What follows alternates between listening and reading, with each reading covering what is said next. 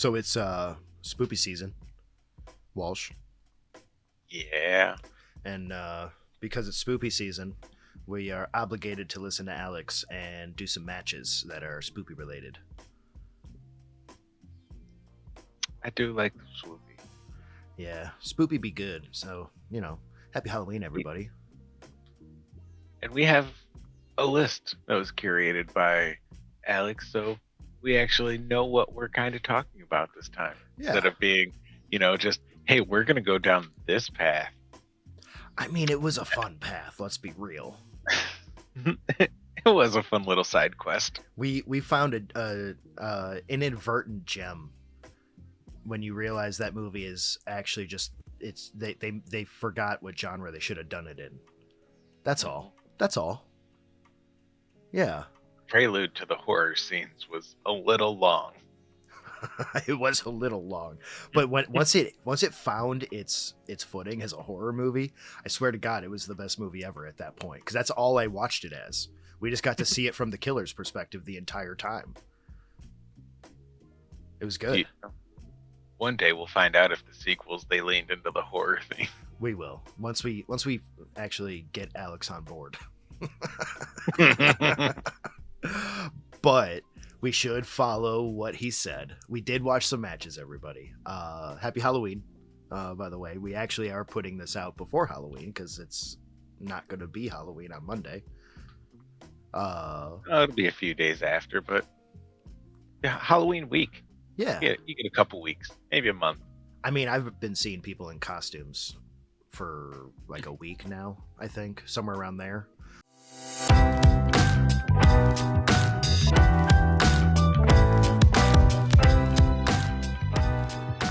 Like, Or at least. yeah. Are you doing anything special for Halloween? No, gonna stay home, pass out candy. Nice. Yeah, I'm not doing anything special. I gotta work otherwise, but I went to a haunted house yesterday with my sister, and this is like kind of like a tradition for us now, where I take her to a haunted house. We went to the Joliet one last year. Okay. Awesome, expensive, but awesome. I want to say I spent like $90 for us to go, but it's like 3 haunted houses in one, and one of them is basically laser tag with zombies. So I'd be in for that.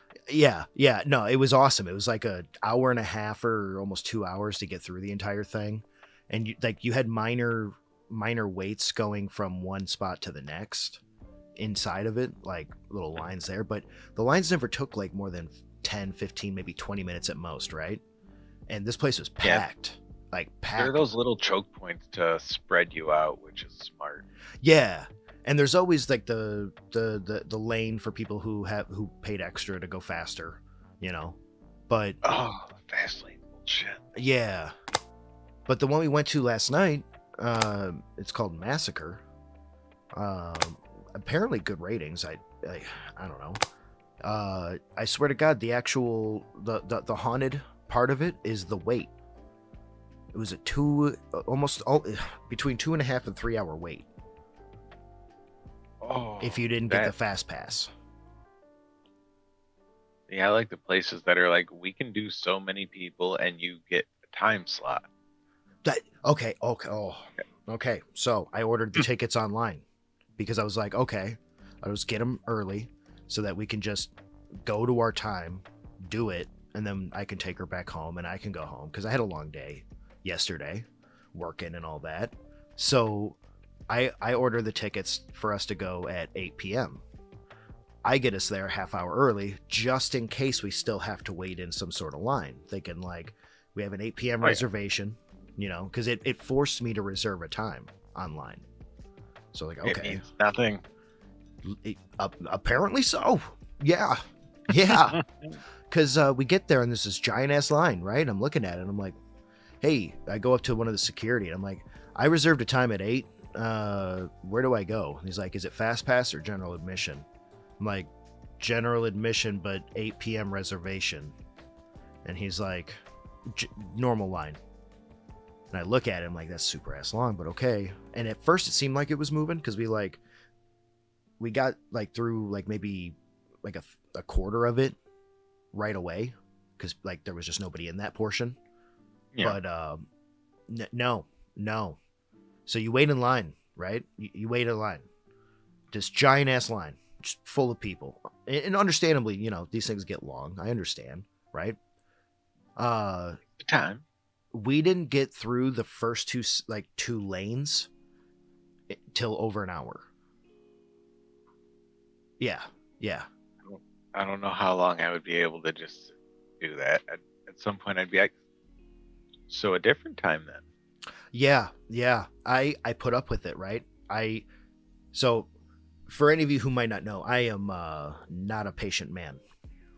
I have never very much been a patient man. That's why I reserved a time because I don't want to go stand in line, right? Like, and I was happy when I saw that it forced me to reserve a time. I'm one of those that's like, oh, 8 p.m. Okay, I'll be there a half hour early just in case.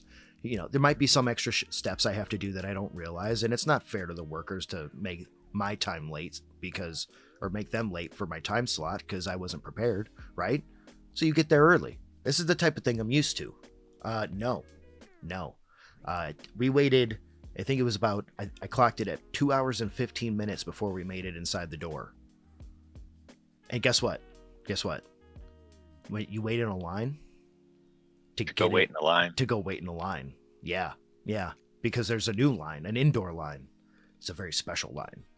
And they stop you to get some alcohol. They try and grease you up because they know you've been there for fucking ever. You waited 2 hours. Want a drink? Yeah. Oh, God. And then they're like, here, take a picture. And we take her picture. Then we finally get to the picture person. And it's like a bunch of money to order the picture or whatever. I get it. You got to make your money, you know, doing these things. So no harp, no foul on that. But I look at the lady and I'm like, hey, it's been literally 2.5 hours. And I have a reservation at 8. Is the line normally this long?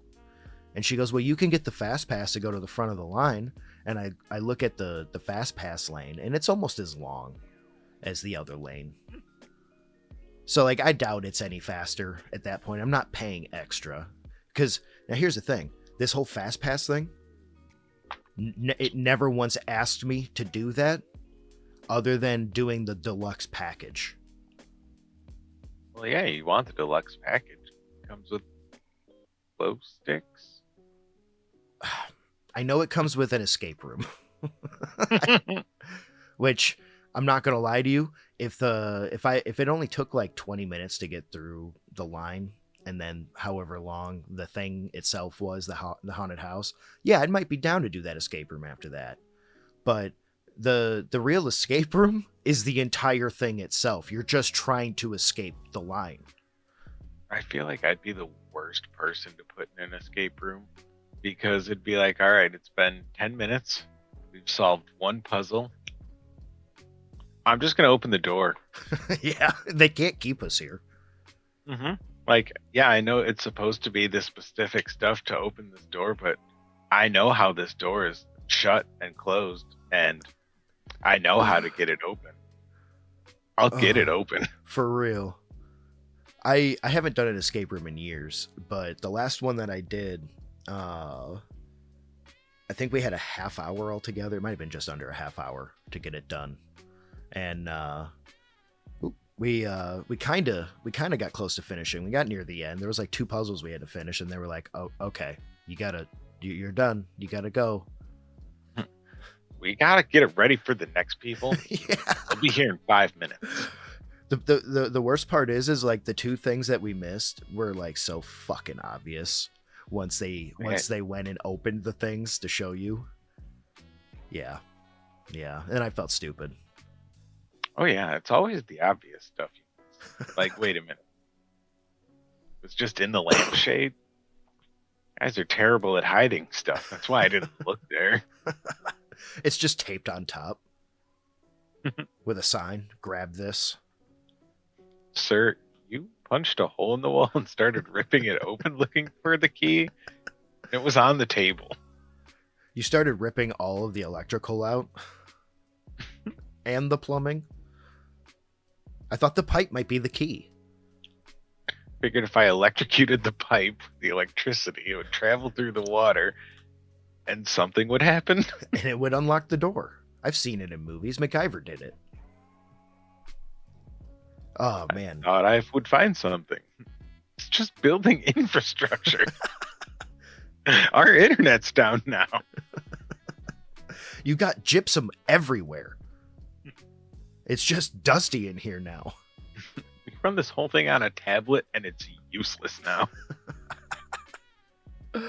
Oh, man. Speaking of watching some stuff that looked like it got recorded on a tablet, Walsh, we watched some old school matches. Yeah. Alex curated quite a list. I'm not going to lie. We got some good ones here. Quite a few. I only added one that we watched. Alex knows that we added it, so don't worry, everybody. You don't have to comment down below. Whoa, these boys all immediately went off track, other than, well, they might still actually comment that because we've kind of been talking about other things for 10 minutes. But yeah, I feel like the comment's going to be Alex's next trip is going to be to murder the boys. Yeah. He went to the Friday, the Scare Fest thing at Disney or whatever. I don't remember what it's called. Disney or Universal? Yes. He's in Florida. I don't remember what it's called. It's fun fright. It's not Fright Fest because that's Six Flags. That's not the same thing. I keep wanting to say that though. Fright Fest for Florida. That's just every day in Florida. That's just a daily. Damn alligators. But he said he saw Otis. He didn't get a chance to snap a pic or whatever, but I'm hoping that that's gonna change come when you all hear from him next, because if he was there, there's a chance he could have gotten a picture sooner or later, and he's just holding out on us. That's possible. I'd like to see Otis holding him like a baby. Oh, I would love it. Oh, if they could dance together and do the worm together. Well, maybe not on the ground there. Well, if they're at the swoopy thing, they're probably going to be doing Thriller, not the worm. Oh, true. Well, there could be they could do some weird zombie version of the worm where it's all like jank. Like a square. There's a good chance that's how it would be for Alex. I don't know if he knows how to do the worm. Probably not. Okay, speaking of worming, because we're not going to be able to worm our way out of talking about these matches. As we try. The first one that Alex curated for us, everybody, was the Eddie Guerrero versus Rey Mysterio match. This was the WCW Halloween Havoc 1997 match. I remember watching this back in the day. So this was just a repeat for me. But was this the first time that you had ever seen this match? Oh, yeah. Mm-hmm. Oh, I did like Rey Mysterio's get up. Yeah. The purple with the question marks. It looked good. Looks really good, right? The God, what is that movie called? Phantom? The Phantom. Yeah, the Phantom. That get up, amazing. I loved it on him. And that was when he was like borrowing styles from all around already. Like had been doing it, like colors and stuff for the area he was in forever. But that one stuck. And that suit there is the one that I always picture when I think of Rey Mysterio. This match though, a barn burner of a match. This match is probably the first perfect match I had ever seen in my life. It was really good. I don't know a lot about like the history between those two, but they worked well together. Yeah, they did, and they always did too. They came up together back in the day, and they kind of highlighted in the match a little bit their history in lucha. and both of their histories, and how Rey was able to start calling himself Rey Mysterio once his father gave the okay. But this was one of those matches where one of the goals was for Eddie to demask Rey Mysterio, and you get just some of the best fucking wrestling, some of the craziest wrestling too. These guys gave it their all 100%, and this is like full on mullet days for Eddie, so like height of his power. What Dominic's trying to do now. Yes. Now since you've seen this match and seen how Eddie was, how much closer does Dom actually look like Eddie now that you see this version of him? In how he styles himself. In total physique, oh yeah, he's Rey Mysterio's son through and through. Yeah, he's just a tall version of Rey. And it's hilarious seeing him. It's like he's playing cosplay. Yes, yeah, but doing it right. Like it's just enough. He's doing it well. Yeah, it's just enough to where you look and you're like, oh, he's trying to be Eddie Guerrero. Yeah, like those people I see at the Ren Fair that I'm like, damn, you did that very well. Like, you actually paid for real leather too? Damn. All right. No, I cut it and stitched it myself too.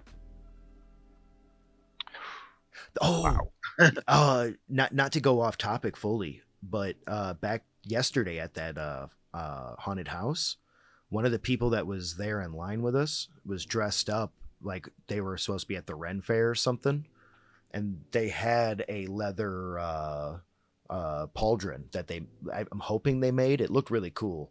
It had like 3 tiers to it. Oh, nice. Yeah, it looked really cool on him. Otherwise, he was wearing like a vest and stuff like that. He wasn't wearing like heavy armor or anything, but it had like a strap going down. It looked really cool. Dude, I always like the pauldron. But this match itself, this had already kind of been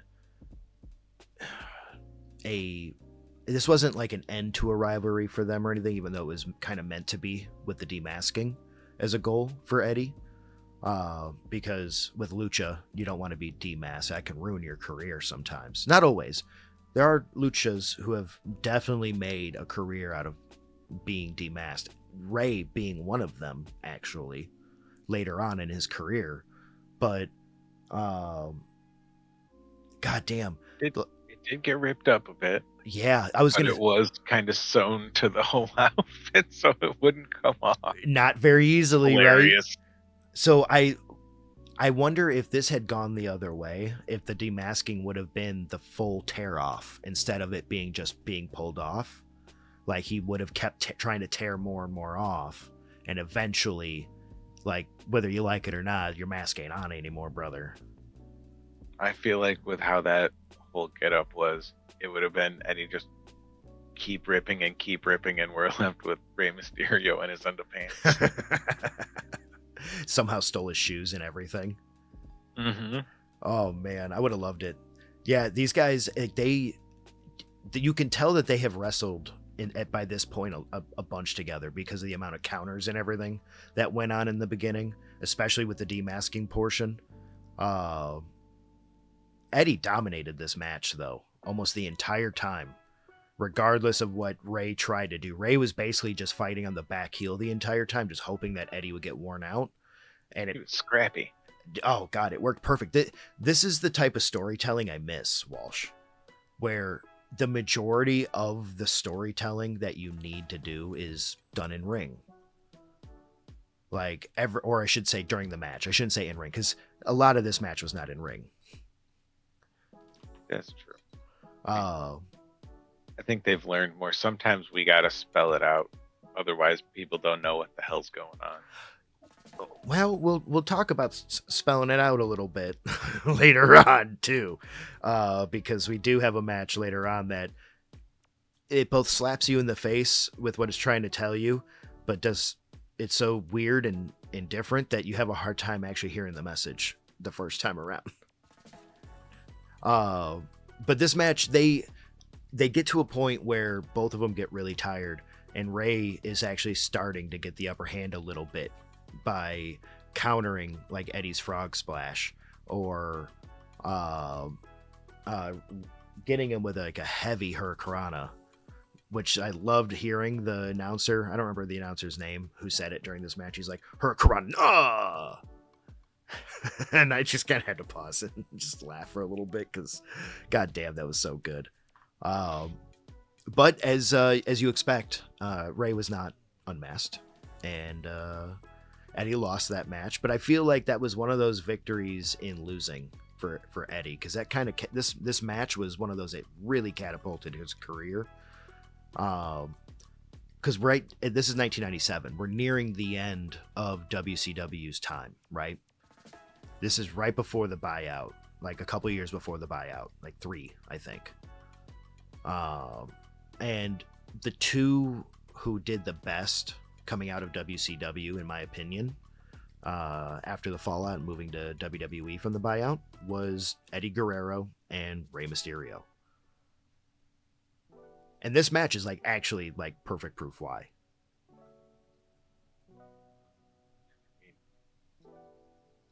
Ray's able to do that with the younger talent now, basically, and I don't know. They had a great team up together. It would have been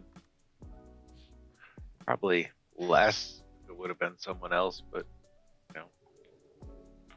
I liked it. It was enjoyable. Yeah, this is one of my favorite matches of all time. This is one of the matches I think of when I think of Rey Mysterio ever, or Eddie Guerrero. This is like a defining match for me as a kid. This was one of those, because I wasn't like a huge WCW fan growing up, mainly because I didn't really know what time it was on, because I was a stupid kid. So I would just catch stuff randomly, like pay-per-views and all that. So, all right, here's a random question. Mm-hmm. Did the custody match happen in WCW, or was that after they had been found out? That was after the buyout. That was at WWF. Well, WWF at the time. WWE now. Yeah. Yeah. That was a fun one. We'll end up having to talk about that again one day, because they, in a sense, redid the custody match, but between Rhea and Liv. So we're going to actually have to watch that one of these days. We're going to get another one when she comes back. Oh, we got. They haven't really pushed the Roxanne Perez and Dom story at all, from what I've seen. Just a little bit, not much. Like they're not pushing it in the same way as they were. She's still kind of being a snake in his ear, but it's not. It doesn't seem very flirtatious anymore. Yeah, at first it was all like, "Oh, I got you chicken nuggets. Let me give you a back rub. Would you like to go get more chicken nuggets?" Right, and now it's just, well, no, you can do that, Dom. You should totally stand out on your own. Yes, go. Leave. Go, you dumb boy. Like that's what it seems like now, though. More so, it doesn't seem that she's trying to flirt with him anymore. That she's just trying to get him out. But I honestly, at the end of the day, I do believe Dom's going to be leaving Judgment Day soon, whether he likes it or not. Or wants to or not, I should say. Because he's either going to be of his own accord, or I think Finn's on his last nerve with Dom. I didn't watch SmackDown this week, so I can't actually... something could have happened then. I don't know. Well, I mean, there was the... what was it? Not a Royal Rumble, just a Rumble, I guess, on Raw. Yeah, on Raw for the where belt. They were all in it. And you see Finn and JD working together a lot. Dom's kind of out on his own, jumps in here and there, but isn't really part of the team, it seems.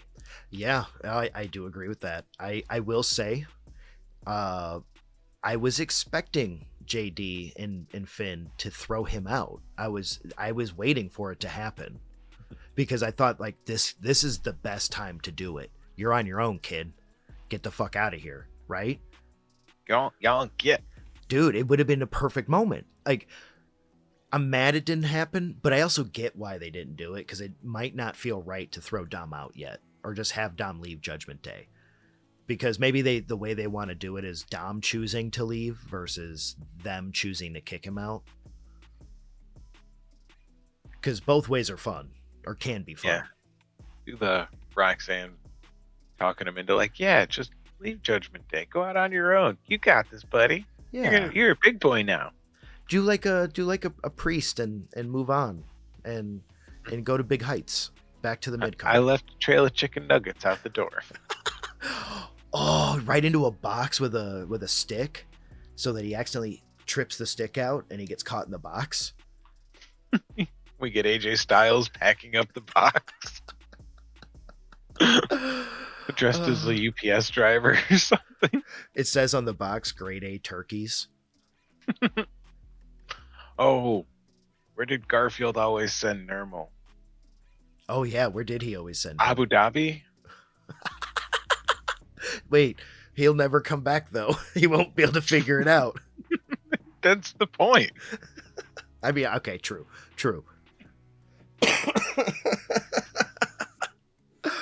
I do think it's coming though, personally. I think I do think Dom's gonna get.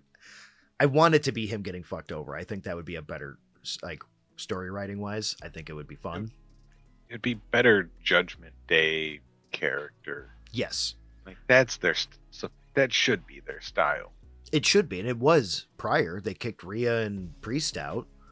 Mm-hmm. They kicked Edge out, like in the first couple months of it starting. So I didn't even know Edge was part of it. Edge started it. He was one of the founding members. Wah, wah. And then he got kicked out like 2 or 3 months later or something. Yeah. Oh my God. Speaking of getting taken out though, we had the WCW Chamber of Horrors match from 1991. So how hard was this to see for you? This one I didn't see. Oh, you didn't? Nope. Oh, okay. So this was like a clusterfuck of a match to begin with, right?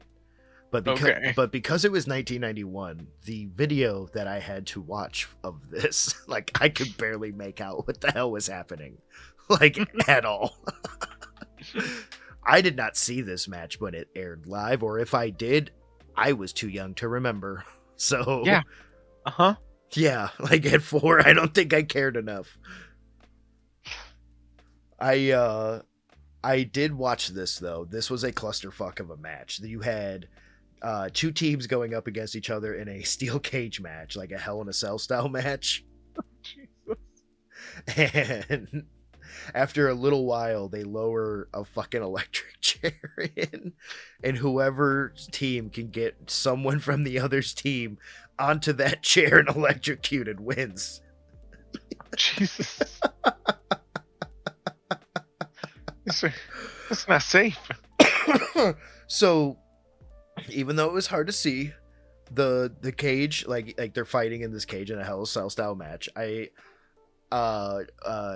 Steiner, old Big Papa Pump is in this. Sting, I think, was in this. I don't remember everybody who was in this, and I feel bad not remembering who everybody was. It was hard to see. Like the video that Alex gave us, it was like maybe 16 pixels. Like that might be the best surviving video of it. Like it felt like even though this was 1991 and no one had cell phones like this, it very much felt like early day cell phones with their cameras and people recording with it, and you're getting like 20 pixels just jostling around the screen at each other. Taking on my Nokia.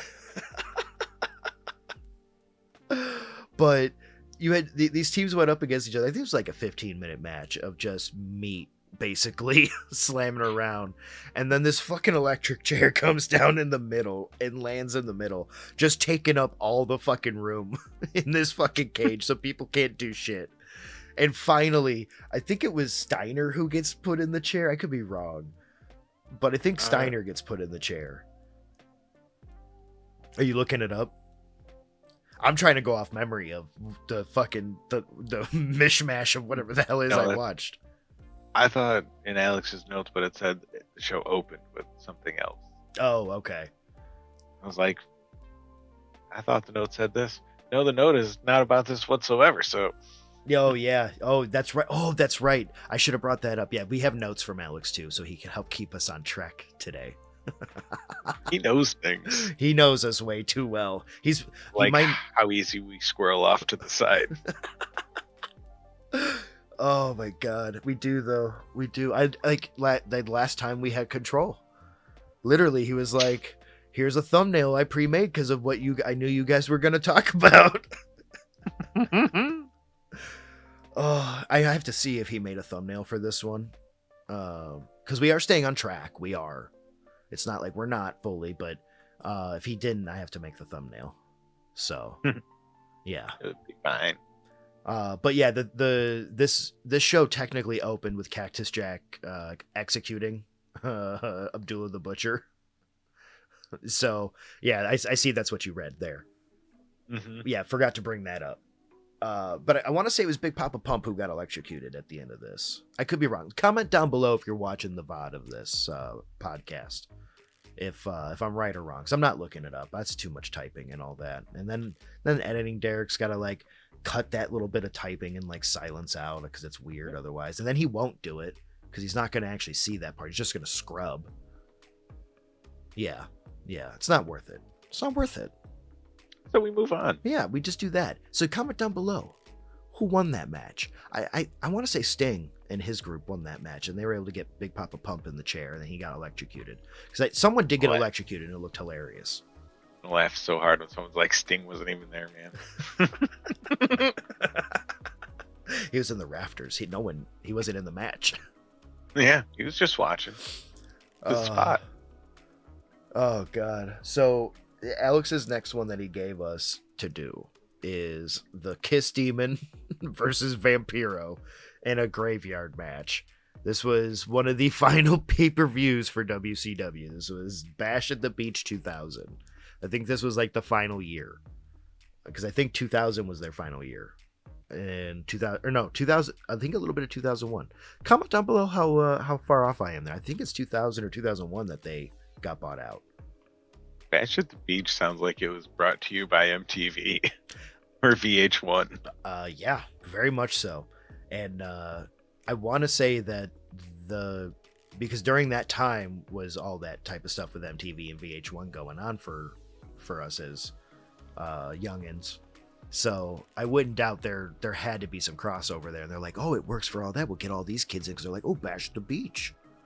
Maybe we'll have Michael the Miz whatever there from Road Rules Real World Challenge. That's during that time. Little did they know at that time. Did you see this one though? I tried to load it and it wasn't working for me, so I moved on to the next one. So it took me a few times to get this one to work myself. I'm not gonna lie. I think I ended up finding it on YouTube or something. It might have been YouTube that I ended up finding this way. This one was weird. I don't know if I want to just search Bash at the Beach. I could come up with a lot of weird stuff. There's a wide range of movies and videos that might pop up for you there.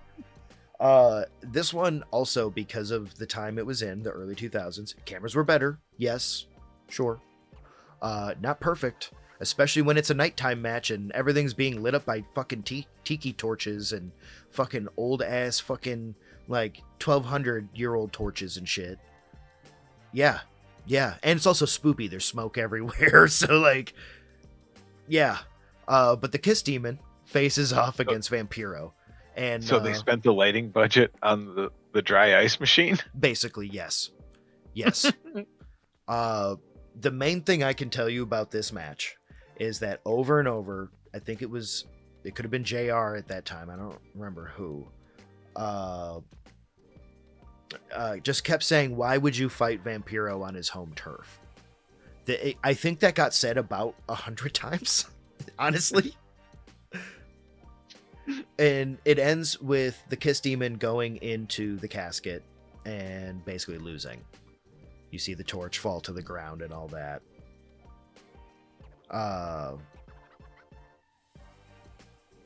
Sorry, I got a text message. But yeah, it was...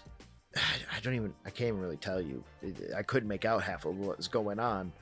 but it was just two monsters kind of fighting each other for a little bit. This is like 90s horror movie. Like if 1992 was able to like we were able to have Freddy versus Jason in 1992 versus like 2006 or whatever, this is what it would have been. Yeah, I mean, a lot of really good B horror movies, you get those scenes where it's too dark to see what's going on. It's like, well, I guess my imagination will take over for a little bit. That makes the movie better somehow. I'll just imagine what's going on here. Mm-hmm. Like when in the first Hulk movie, when they're like fighting in the clouds and they look like lightning. Every time the lightning flashes, they're in a different spot fighting. This might have well have been that fight, to be honest with you. In many ways. I didn't know what the fuck was happening. To be honest with you, I wouldn't have known it was Vampiro that put the Kiss Demon into the casket if they hadn't been giving me a play-by-play from the announcers. Did they have like night vision goggles to watch it, or I don't know. This was pre-taped though. It was a pre-tape match technically. This wasn't done live or nothing, I don't think. It didn't seem live. This had some like good editing value to it. they should have shown us the Predator vision of it? Oh, I would have loved that. I actually would have known what was going on better too. Like give me the heat vision or that green one where it's like outlines of people, or it's purple maybe. Whatever that vision is. I forget. They've done so much random shit with Predators now. They really have though. Did you see that new Predator movie where it's some new Predator again that they made? No. I don't remember the name of the movie. All right, I don't like. Alex showed us the trailer. I thought this was a fucking joke, but this is real. Like the Predator. Oh god. Oh my god. They like, you know how they basically have dreads. Mm-hmm. They made him like have like a very popular way to like pull your hair back and everything that you see around the country. So like, oh, I remember that trailer. Yeah. It's bad. Yeah. Yeah.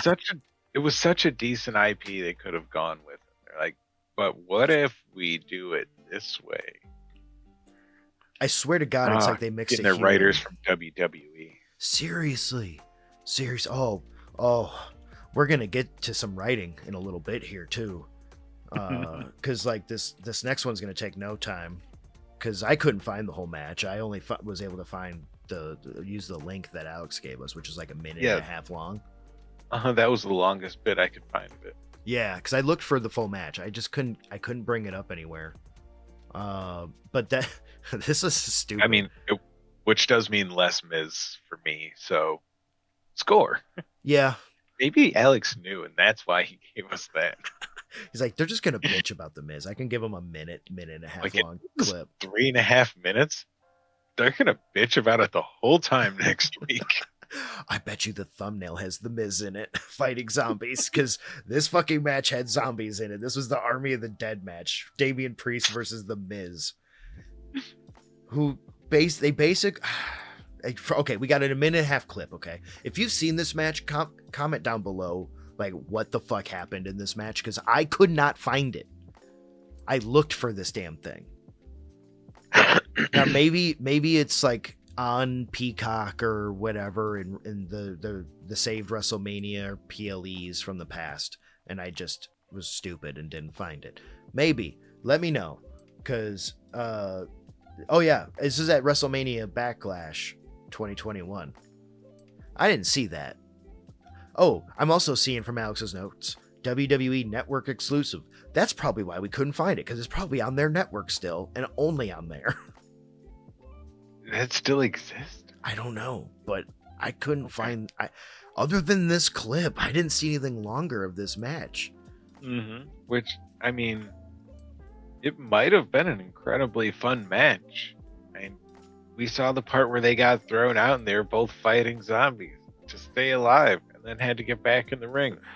Why can't zombies get in the ring? It made it so much more fun. Right, that's what I was like, what? They're not that stupid. They can climb. Like, just have your jobber who's dressed up as a zombie. Uh-huh. Okay, you're going to move very slow. and every 30 seconds we're going to send another one of you out there, and then another one. And it, starts off with a few, and then there's a lot. And yes, try and slowly crawl into the ring, and they're going to have to like push you back. It would have been awesome. And maybe something like that eventually happens outside of the clip that we got to see. Maybe I'm describing exactly how the match goes. I hope so. Because that'd be amazing. Because what kind of annoyed me, and I really wanted the answer to, was who was that big zombie that shoved the other zombie out of the way to try and fight Damien before Damien kicked him, and then it just was over. Boss zombie. That's what I thought too. I was like, ooh, this one's smarter than the rest. He shoved that other one. He's gonna do some sort of like crazy move, and we're gonna find out it's not really a zombie or something. And then nothing came of it. And I was like, God damn it. No, he could have been that like super zombie who, I don't even know what zombie movie that was, but in the end he has like a machine gun and rides a horse. That is that's the part of the Dawn of the Dead series, basically. Okay. It's in that, it's a Romero movie, Okay. essentially, like a later, like, because that's the one with John Leguizamo. Because they live in that tower. Because that zombie you're talking about, he has the bullpup. Yep. And they cross the river by walking underwater. Really bad movie. Fucking love that movie though. It's like all zombie movies are kind of bad, but also so great.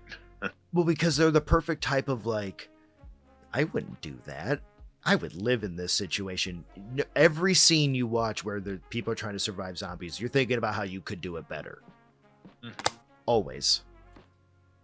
Unless like someone's running around with like a katana or something like Michonne in Walking Dead, in which case I'm like, no, you go, girl. You got this. I'll just watch. Or you get to Nick Offerman in The Last of Us and you're like, yep. Yep, you win. You did it better.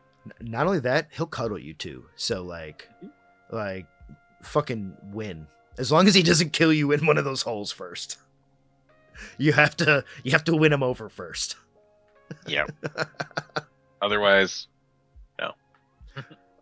So basically, everybody, everything else we've talked about here, other than this match, is more exciting. But I will say, there was a missed moment in that.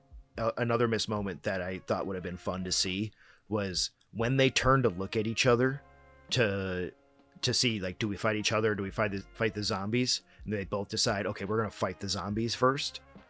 I wish the Miz would have then turned around again and like shoved Damien into the zombies to try and get him bit or something, because that would have made sense.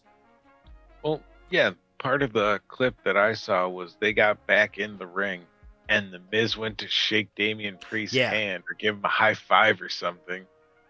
And then was like, haha, and tried to kick him, and Damian caught him. He's like, you're the Miz. We all know you're the Miz. This is exactly what you do. Stop. Just, you don't get this, brother. This would have been more surprising had you shaken my hand. You're not wrong, though. You're not wrong. Yeah, but imagine if the Miz tried to shove him down there. Then Priest would have been like, yoink, and just throw him at the zombies and use him as like a cannonball. Maybe that happens. Used him as a weapon to beat up zombies. Starts like whacking them all in the head, because you have to go for a headshot to kill them. That was also annoying. Was Priest just kept kicking a lot of them in the gut instead of punching them in the head. Like, at least the Miz was going for the head. They were like weak little baby elbow shots to their heads, but they were headshots. Yeah, how did he show the brains in that operation? For real. Oh god. But that I think the concept, the idea of the match is fun. I don't think that's a type of match you can do in the ring though. Or I think it has to maybe end in the ring, but I think it has to start as like a backroom brawl first, where you're being pushed by the zombies out, like being chased essentially throughout like different portions of the arena, and you finally make your way down to the ring and you're surrounded by zombies. Yeah, you almost want like, well, those complexes are actually pretty damn big, like in the backs and everything, so you could totally set that up. I was just thinking like, oh, you'd almost need an abandoned building.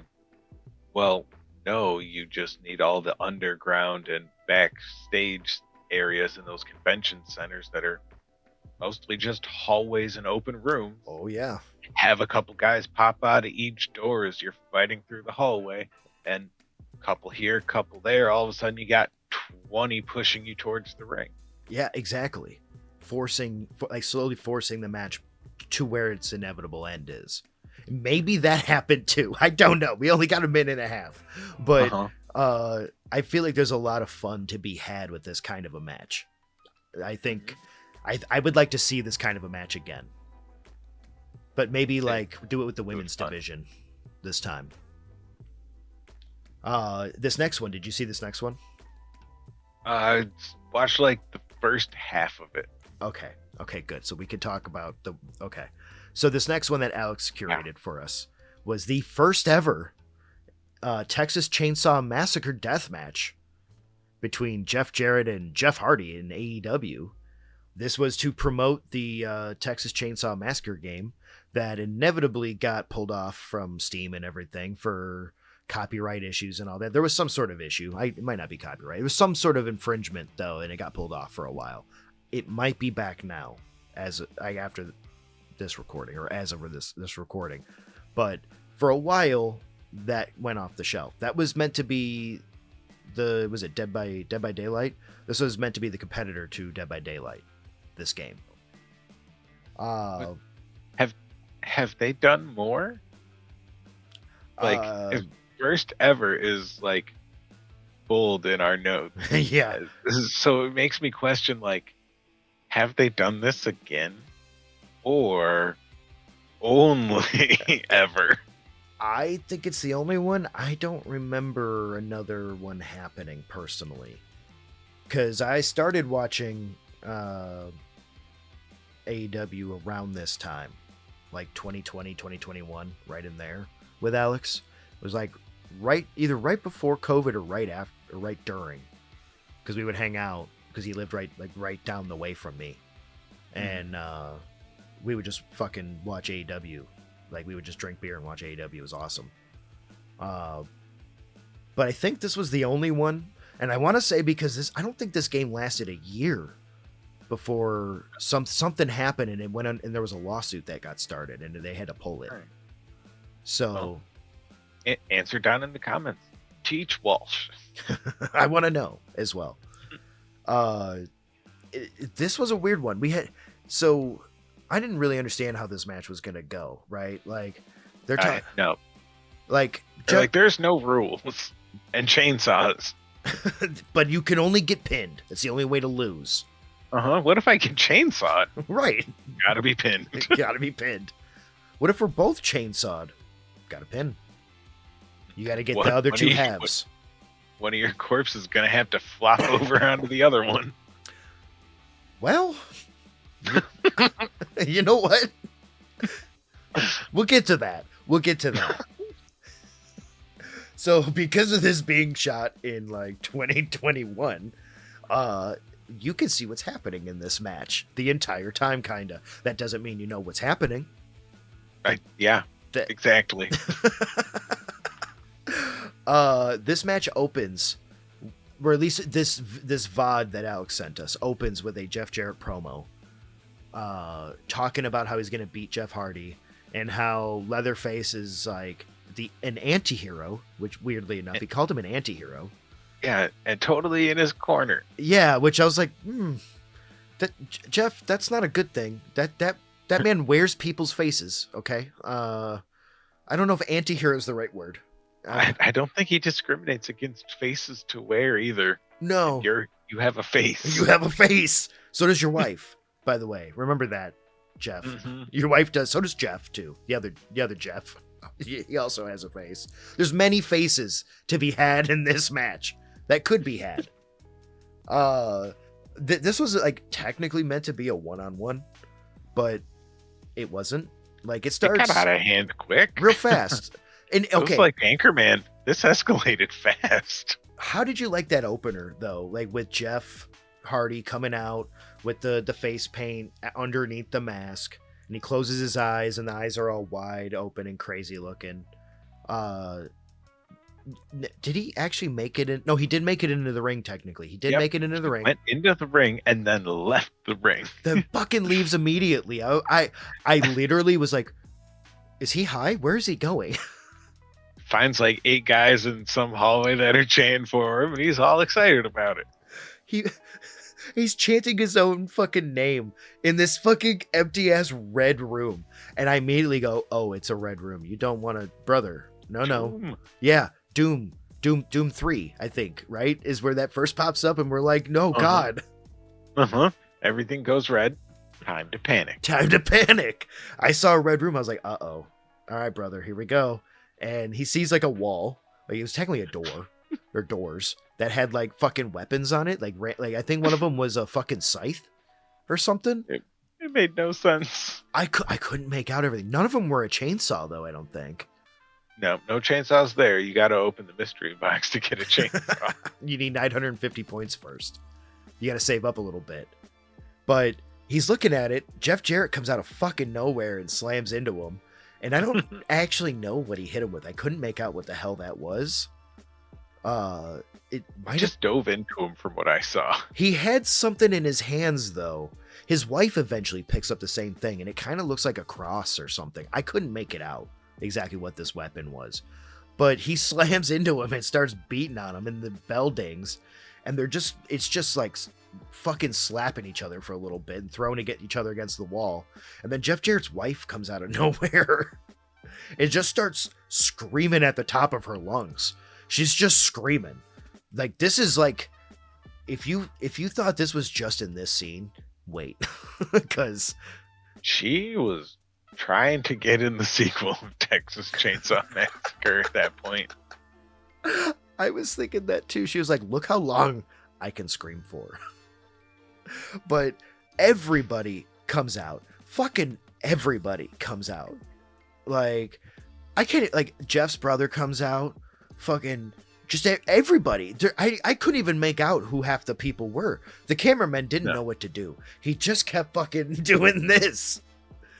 At one point, they dumped blood on Jeff and his wife. Oh my God. That's the prelude to my favorite fucking part. Okay, I have a question before we get to that next part, though. Did you know it was blood immediately, or did you, like me, think it was like chocolate syrup? When I saw it pour, I was like, oh, that's like the pig's blood or whatever from Carrie. Yeah. I eventually got there. I did eventually get to the same Carrie thought, but at first I was like, why are you pouring chocolate syrup on them? Oh, who's gonna be a Sunday? Well, they're like, okay, so they're still in the red area when this happens. It's a new red room, lighting essentially. is weird. Yeah. So the red blood looks very chocolatey in the red lighting. So it took me a minute to realize, oh, this is blood. And then I got to, oh, this is like the Carrie's, like the pig's blood moment. But they're just like one dude fucking with like a fur coat stops for a moment in front of the two after they pour the blood on him. He's like, and just leans in front of the camera. Yes, that's my favorite fucking part. It was so great.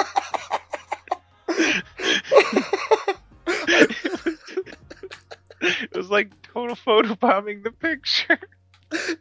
I died. I was fucking dying. I'm not gonna lie.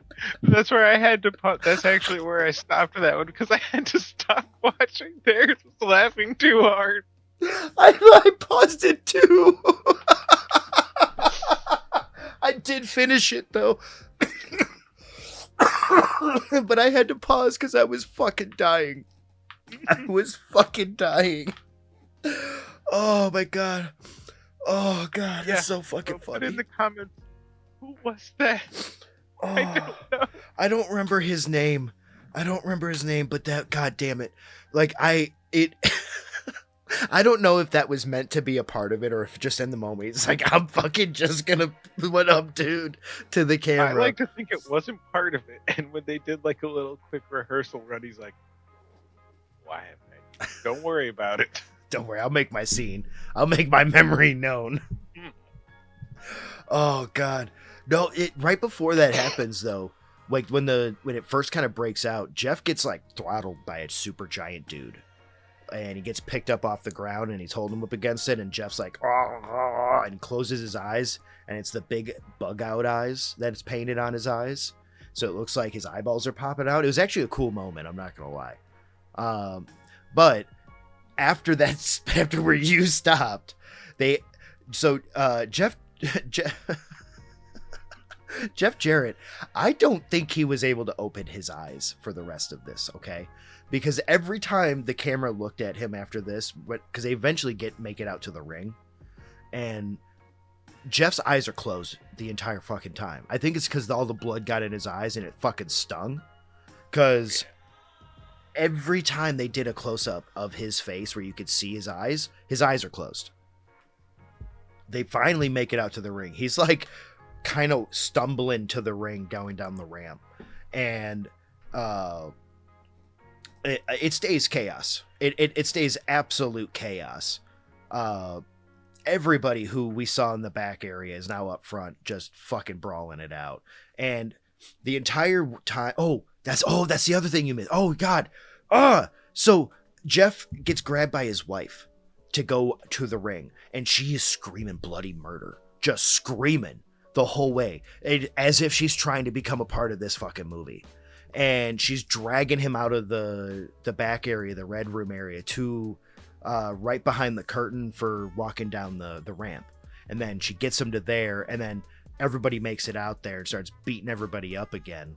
And Jeff keeps trying to go, and as they are starting to make their way to him, the guy who fucking photobombs the shot, she jumps on him and starts strangling him and gets him, like, pulls him back. And they make it down to the ring, and they're fucking fighting. And again, this is just craziness, right?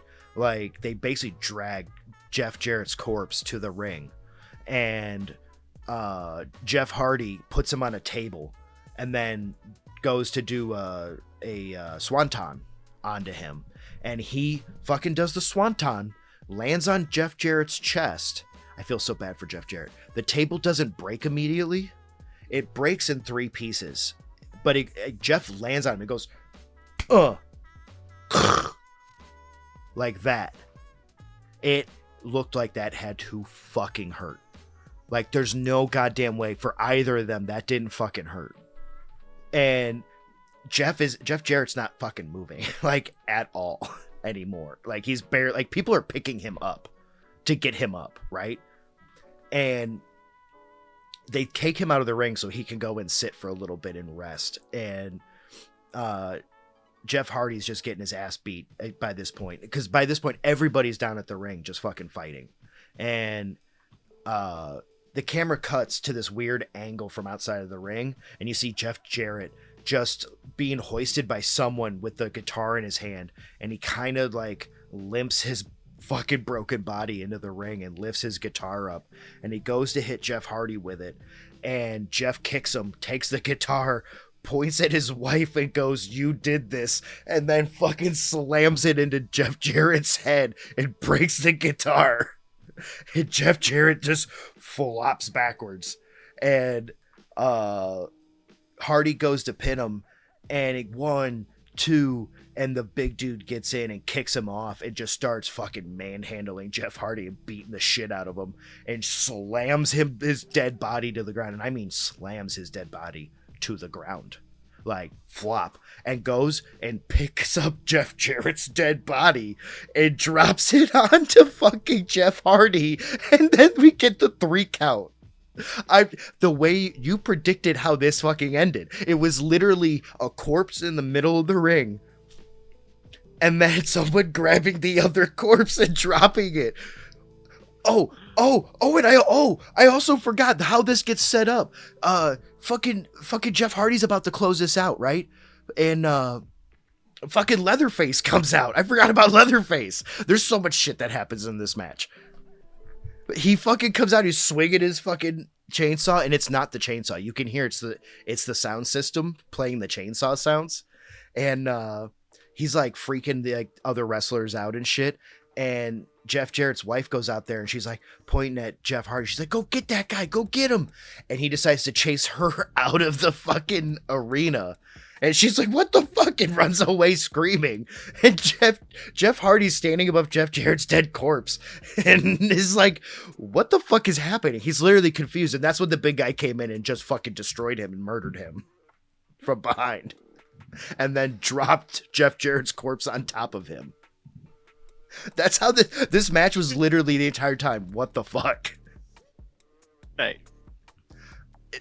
Not as what the fuck is the next one. We're going to talk about the final match that we have today, but that match was just so fucked up.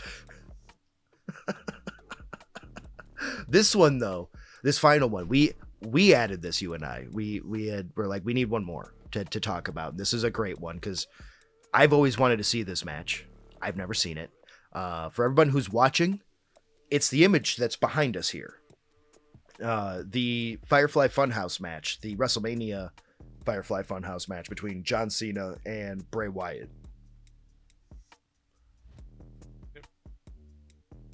Ooh. It was something. I need to watch it more than once to understand it. I watched it once. The first version I watched was not the full version. There was some clips that we kept that someone cut out randomly. So I was like, God damn it. So I had to find the full thing and watch it all the way through again to see there was bits and pieces that I missed that they cut out. So that second time through everything made more sense. This match is crazy. This was during COVID.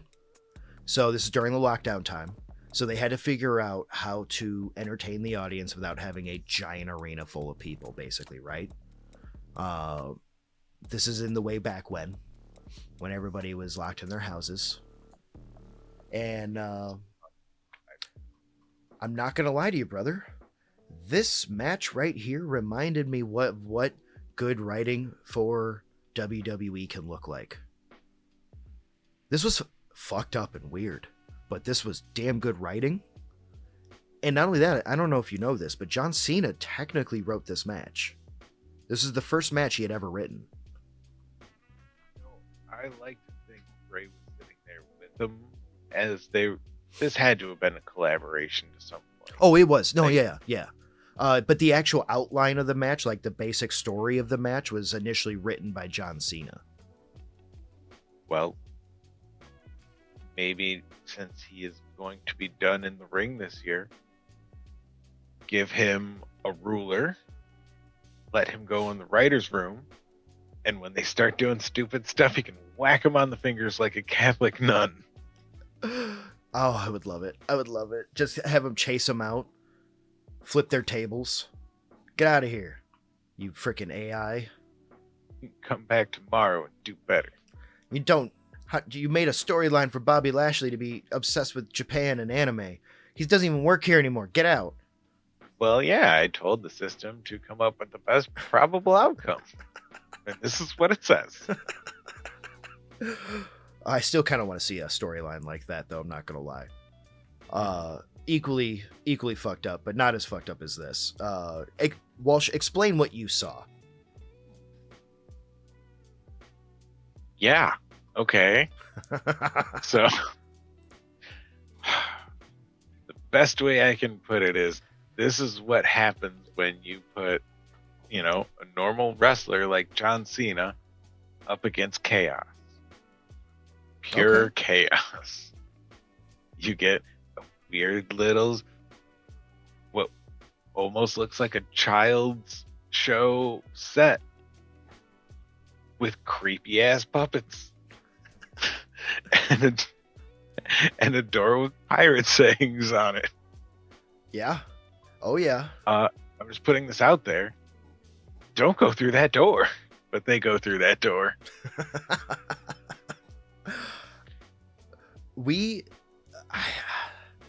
I think we are missing out on the type of storytelling that was being told with Bray being gone. R.I.P. brother. Because stuff like this hits for me. It slaps. It's weird. It's out there. But at the end of the day, you're getting fun storytelling. this opens up with John coming out to what normally would be his entrance to a crowd full, like an arena full, but it's empty. There's nobody there. It's just him. And he's kind of like, hey, and the camera pans, but the pan switches him into the funhouse. He's like, what the fuck? Right? And we know that Bray was just there. We saw Bray like go through that door and everything, that with the pirate stuff on the door. And when John Cena gets there, he ends up talking to some goddamn puppet. The puppet's like, we know which way Bray went. Don't go that way. Listen to the puppet. It's behind one of those TVs that you put a working TV on top of. Like, you should listen to him. Like, that puppet is living in a world pre-Jeff Foxworthy because there's no working TV on top of that TV yet. Mm-hmm. That is the TV. Like, listen to the puppet because of this. But he goes through, and we cut to Bray being in the ring, and then John Cena pops up again, but now he's in a different outfit, and we kind of go through a fever dream starting from this point, essentially. Starting from this point? Okay, well, if you didn't think we were in a fever dream yet, last chance. This is like going down the rabbit doors. We're in the free fall of the fever dream. Yes, yeah, that portion where Alice falls down through the rabbit hole. Yeah, we're at that portion now. It's real weird. It's cool though. John Cena, he originally he's out there in the gear that he's wearing for the time, the neon green shirt, the "You Can't See Me" hat, and everything. He's got the wrist guards and all that, or the sweat guards, and this is full form John Cena at his height, his prime, right? Facing off against a spoopy Bray Wyatt and fucking creative control Bray Wyatt, basically too. And again, John Cena wrote this, right? So, or at least he wrote the overall outline, and I think he fed Bray certain things to say to him, and Bray would like come up with altered versions. I think because they worked together on this match. This was a collaborative story to tell, but a lot of this story revolves around John Cena and insecurities that the character John Cena has in the like. We see the different iterations of John Cena. We see him in his early days where he's got the boy shorts on when he first faced off against Kurt Angle and all that, when he started making a name for himself.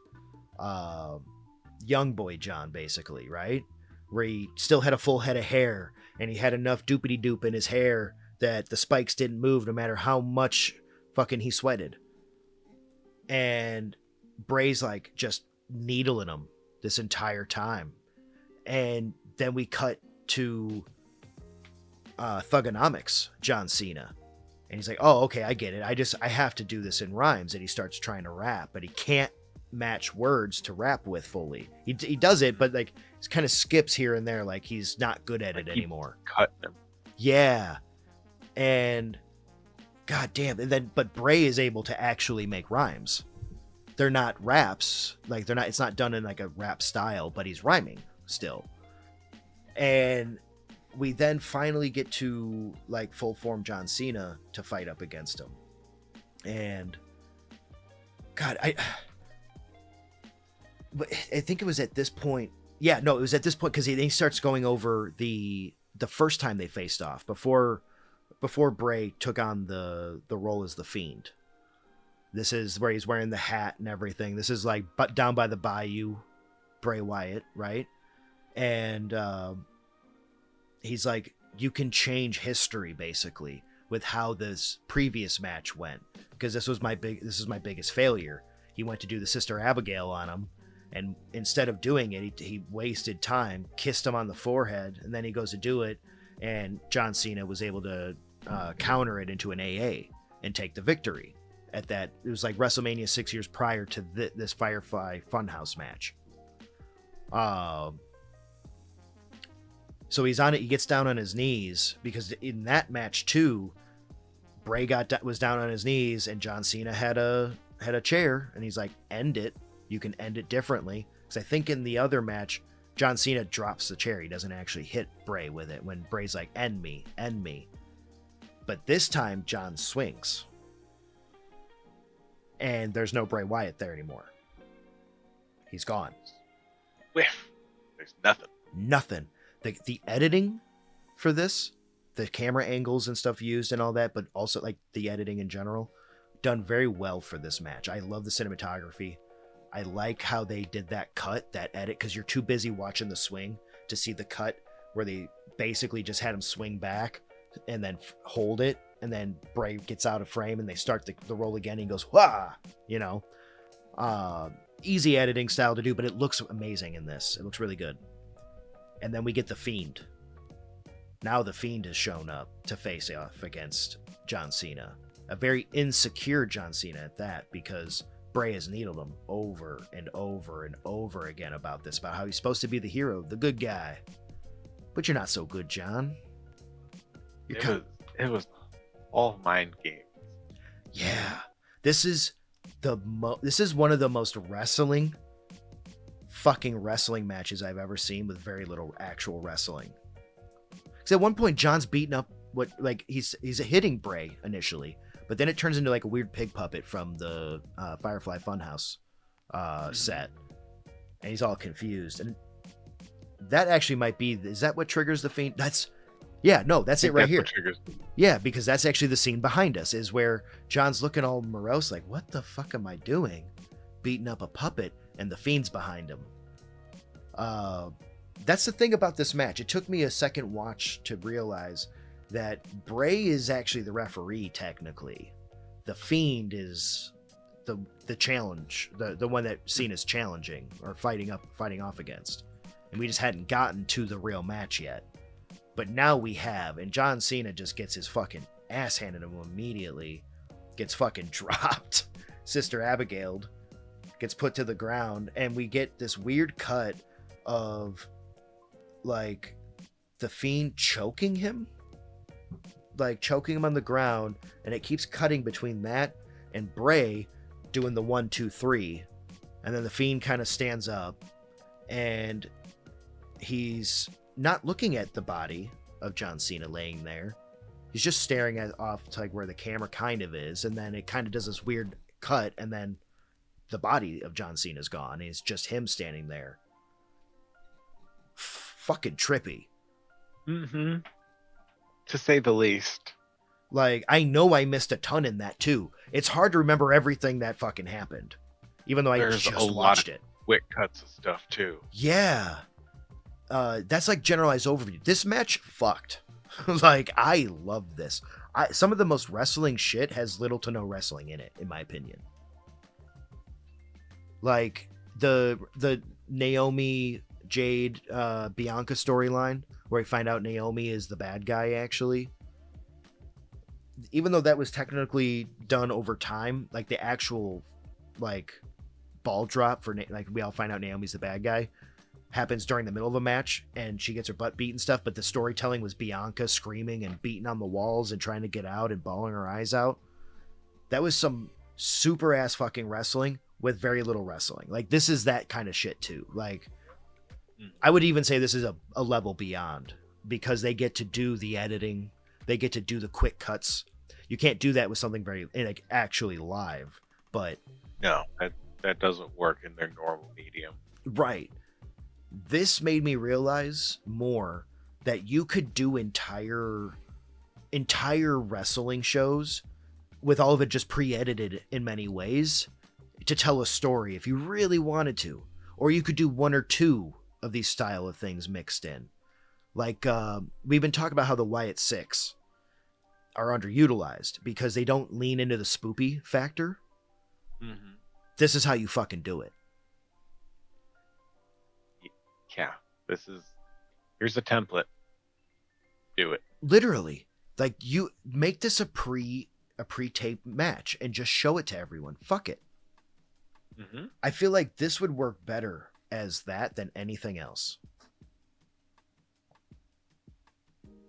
And I mean, you could almost make it like it was supposed to be a match, and it is just, hey, we barely even got to there's a match going on, and we showed this, and now the next match that will be live and in the ring, but has all this story built up for it. Yeah, yeah, and that one could be the less spoopy one, but you can tell way more But still, storytelling with this. more dry ice machine. Yeah, like it. I know that this is done during COVID, and they had to figure out a way to do matches and stuff and make them entertaining for people to pay money to watch WrestleMania. I get that. But this proved other things. Like, you can do spoopy matches. You can have a scary team or a scary wrestler and have it work if you do lead up type matches to the final one where these things are kind of scary and stuff or weird. Just out there. People will be into it. I feel like you could show that off, like have this match be like, let's say like for everybody at home, like they're watching fucking Raw live, right? And then we have a spoopy match that's like a pre-tape match. For us, it's just we're watching it on the TV, but everybody at the place, like they put that match on during the interim so people can do stuff, and it's played all around the arena, so you're never missing it no matter where you go, you know. And then they can set up other stuff everywhere. Yeah. Missed opportunity, in my opinion, with the Wyatt Six to do stuff like this, and maybe they will one day. They already have the template. Bray gave them the template. Yeah, let him run. Yeah, and not only that, Cena helped. Like Cena wrote the actual like outline for this match and everything. He wanted his own insecurities to be shown, and I feel like Bray was a perfect vessel to show the cracks of John Cena, the character. I think it was done really well watching it the second time around with the way he was needling him. Because he's almost done respectfully while still poking. Yes, and done in a way to force. This also proves like how good John Cena can be as an actor too, especially this back then, because he's sitting there trying to show these emotions. Oh yeah, he's gotten so much better. If you haven't seen Peacemaker season 2, highly recommend it. Like that shows off his acting chops wholesale. But this was like a great moment in his past to show how much his acting in front of a camera has improved over years, because he definitely did show those insecurities, those weaknesses very well in this. I think he would do it even better now if this was done now, but which would be an amazing send-off for John if this was like how his retirement went out, was facing the Fiend one last time. That would have been amazing. This is a 5 out of 5 match for me. This is a perfect, because they got to edit it. They got to play with it. This was like Play-Doh for them, dude. Yeah, being able to do the cuts of like, that you're not hitting Bray at all, you're hitting a puppet. Mm-hmm. And that cut works when you do it like this. And there's no way to do that in the ring unless you're hiring Penn and Teller. Yep. Yeah. Yeah. Or if you have CM Punk under the ring, he somehow can magically stay there all day. Hey, granola bar, it'll be fine. He's just throw the puppet out. Ugh. I really like this match. I think this is a missed opportunity for WWE with Bray's passing to further this kind of template. Because I bet they could have done more with this, and I bet they could still do something like this with the Wyatt Six if they just leaned into this type of shit. It was awesome. Give them a little bit of freedom to see what they do, a little more. Let them be weird and swoopy. Yeah, they kind of get to do that with their promo work. Like, just do it with the matches too. Fuck it, just make them pre-taped. Do some good editing with it. Make it like a horror movie. Let's have some fucking fun. We're gonna see Raw and SmackDown this week. They push the Wyatt Six real hard. God, I hope so. I really do. We'll have to see. Like, this is being recorded the day before Raw, so we don't know. But yeah, Walsh. Yeah. We successfully, if I could speak, stayed on. I love how you, right at the end, you screw it up saying successfully. That is so on brand for us. Yeah, it is. It honestly is. Oh my god, we successfully completed the journey of sticking to Alex's list. Oh, There's a lot of others so, we missed. so much more. A lot. I'm sorry, but there's just no way we would be able to get through all of these. We're at Dude, an hour and 20 minutes right now. Alex would be like, "Hey, did you guys upload the podcast?" And we'd be like, "No, we're still recording it." We're only halfway through, man.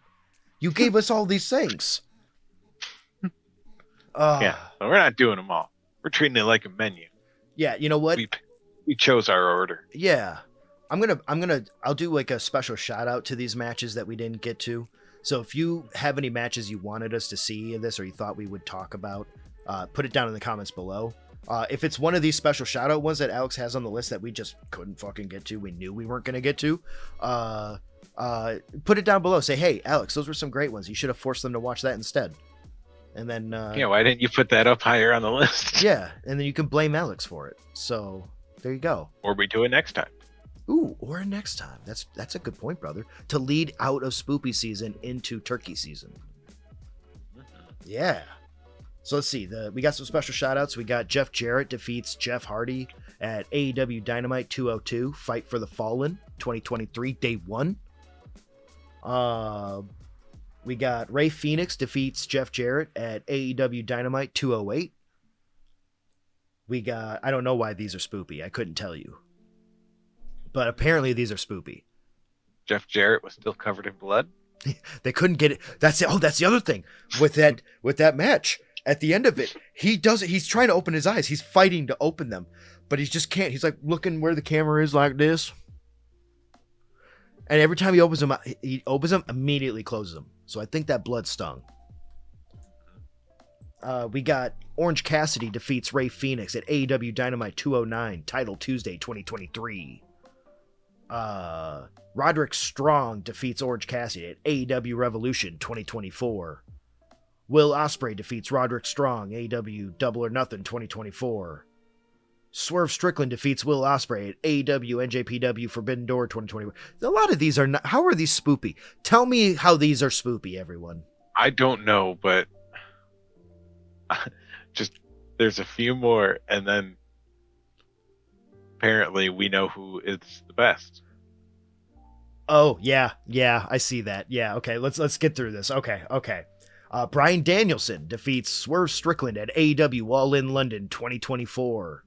Jon Moxley defeats Bryan Danielson at AEW Wrestle Dream 2024. Adam Page defeats Jon Moxley at AEW All In Texas 2025. And then I have a feeling Adam wanted to have us watch all of those matches so he could be like, see, Adam Page is the greatest wrestler of all time because this person beat this person, and Adam Page beat them. I think you're right. This was him to be like, he would be the spoopiest because he said this final note says Hangman would be the Texas Chainsaw Deathmatch champ. Would be. Because I think it was a like a death match basically between those two essentially, right? Wasn't it? Their match. It was like a hardcore match. I have no idea. There was blood. I remember there being blood. That was that was a few months back. I can't believe I don't remember. But yeah, I mean it's some cowboy shit for Hangman to be the Texas Chainsaw Deathmatch champ. I get that. But we haven't seen that yet. So comment down below. Do you think Hangman Adam Page would be or should be a Texas Chainsaw Deathmatch champ? Or do you think it should be fucking Leatherface? Because I don't know who else to say. I got nothing. I don't know, but well, I guess JB would be or JR, but he can't wrestle. But he looks good in a cowboy hat. He'd be the only other one who's as cowboy as Hangman Adam Page. So, yeah. You want me to hurt you? Brock Lesnar. Got him. If you liked what you saw today, remember to like, share, comment, and subscribe. It greatly helps out. Remember to check the description down below for all of our links, including our merch store, our Reddit subreddit, and our Discord. You son of a bitch. Were there any matches that we didn't talk about that we should have talked about that were extra spoopy that we didn't? I bet there's some Taker matches they would have wanted us to see. Some casket matches back in the day. Let us know. Maybe like where was it Triple H or Stone Cold got crucified in front of everyone? That match, the crucifixion match. That's a spoopy match. Yeah, comment down below. What's your favorite spoopy match? Yeah, I want to know. And thank you if you did make it this far. We really appreciate it. We'll be back next week with something. Alex will probably be in charge by that point, and he'll be mad at us for some reason, even though it's his fault that he didn't put the any other matches that he really wanted. Did you see that down below? I do. That's so perfect. So perfect. Good night, everybody. Buenas noches, Night Shift. Fucking Alex fucking playing Megabunk. I thought his ass was out. Megabunk. Right at the end, pops up playing Megabunk. We're talking he's going to be mad at us. Megabunk. Are you telling me you could have fucking been here?